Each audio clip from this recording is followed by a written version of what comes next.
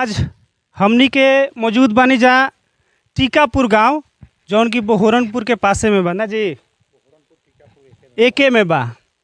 रात के 12 बजे की को बजे 12:15 बजे के लगभग रात में एजा आग लग रोला, जौना से कि काफ़ी घर के नुकसान भइल बा। यहाँ सबके सामान भी कुछ नहीं निकल पावल और रउआ सब देख सकतनी कि यहाँ पे मोटरसाइकिल बा, बाकी सब सामान बा। यहाँ सब कहत नहीं है कि नया नया मोटरसाइकिल सब रहल है, ज़्यादा दिन खरीदलो ना भई रहल है, और बाकी बहुत सारा सामान नुकसान भइल बा। आई यहाँ सबसे जानब कि कैसे आग लागल है।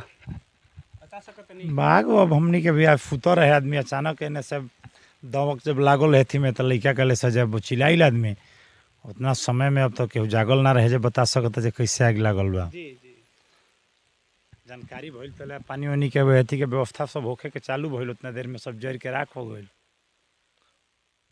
यहाँ पे अग्नि बुझावे वाली गाड़ी आई रहे। हाँ गाड़ी आई रहे समय से, जब वो जो थाना पर बात भइल थाना पर भारी भी जौन बानी तो वहाँ के आई रहे समय से आईनी, और गाड़ी भी लेके आई रहे साथे में। पूरा देर आधा एक घंटा से ज़्यादा वहाँ के रुकल भी जा रहे, पूरा बुझा उझा के एक बाद साथ में गई सब जैसे। पता लगल है कि सीओ साहब भी आई रहे हैं, का कल है वहाँ के जौन मदद के थी आश्वासन रहा वहाँ के बोलनी है, अपन नाम उम दिया रहा के बोलौले बनी को जा जौन सहायता हुई वह आदमी गइल बड़े वहाँ के भी आए रही है सुबह, और कर्मचारी भी आए रहे है। लगभग एजा को घर ले जरल हुई, मोटा मोटी एजा 8 से 9 घर के अथी रहा। खाओ तनी एजा कुछ माता जी लो बालो बोले से पूछल जाए कि हाँ का परेशानी बा। जी माता कुछ कहल साहब घर बा ये ना लड़की हम हैं। हमका बोला दे मनोज के माई के बोला राउर एजा घर ना है। हमर नहीं है देखे खातिर भाई बाप के दुख होई त देखे के आदमी आई रात हॉस्पिटल बन जे जल्ले नहीं खींचे को बाकी एजा तो काफी सामान बर्बाद हो गइल बा। ओढ़ना बिछौना रजाई तो सब खाटी माची कोल है मुनी पहट पचाउर गेहूं सब हमनी के पहटो पहट हो गइल। 12 बजे रात के हमनी के सुतल बनी जे जागल बनी त मैं दह जरत कैसो देहले के पिछुती भागल बनी जे कैसे आग लागल है के मालूम नहीं खे सुता रात खला गल बटवे होने से पहले धइले बटवे हमने के मालूम नहीं खे कि कैसे आगे लागे गइल बटवे। आगे बुझावे वाली गाड़ी आई रहे ना। हाँ दमकल आई रहल का दरोगा साहब पुलिस साहब कुल लोग आई रहल, गांव के लोग आई रहल। हमने के तरोगी आदमी हमरे के तो होने ले जाके खेत में बैठा देला रहल लोग, हमने के कुछ न जाने पवनी जे। सीओ साहब आई रहे है, रवा सब कहाँ कुछ देले है हमने के मालूम नहीं के वहाँ सब जानब जब हमने के तो घर में बैठवले वाले जब बैठल बनी जा हमने के कुछ मालूम नहीं खा जरल बा। हमने के भी देखत नहीं जब रोत नहीं जा गावत नहीं जा हंसत नहीं जा हमने के का कर सकत नहीं जा। सामान उमने में से कुछ निकाल पौनी कि ना सर? ना एगो चिटकी नहीं खे निकसल अपन देह ले लेके भागल बन जा। पंखा उंखा जौन भी एमे सामान रहल तो टोटली खाटी माची तो सकरा जाई जौन भी रहल तो कुल हमने के जरल बा। खाली अपन देह ले लेके भागल बा आदमी। एक बेर तो आगे धोइले बा तब दमक लागल बा, हमने के नींद टूटल बा। हमरा पति के पूरा पीठ जर गइल बा। वहाँ के सुतले रहनी है? सुतले में ना बुतावे में जर गइल बाड़न लइका बच्चा सुत रहले वही बचावे में भगिना के निकाले में जर गइल बाड़े, गाय के खोले में जर गइल बाड़न।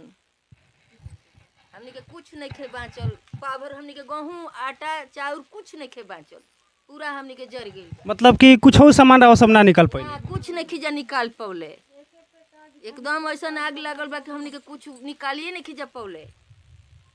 अच्छा सीओ साहब एजा मतलब शाहपुर क्षेत्र भर के एक तरह से मानी की मालिक बड़ा है, उनका से का हुआ अनुरोध करो का हम इहे नु कह कि हमार जरल बा अब रउआ सब के अधिकारी बानी हमने के सहायता कुछ दे सकब इहे नु मांगे के हमने के अधिकार बा और का करे के बा और का चाहिए हमने के घर दे पाला नहीं के हमने के देखी रवा सबके बात हम वहाँ तक अपना वीडियो के माध्यम से पहुँचा देब अब कईल चाहे ना कईल उनकर फर्ज बा।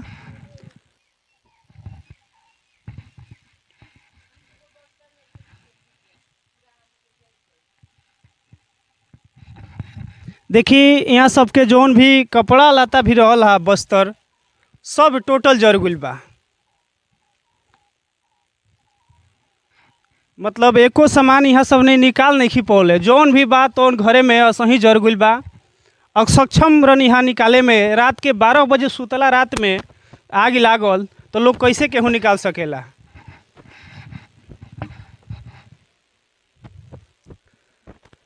देखी हई बहुत पुरान मकान लगता, सब तहस नहस हो गई आग लगी के वजह से। पूरा यहाँ सामान आलू ओलू अनाज पानी जितना भी रहला सब जड़ के राख हो गइल बा।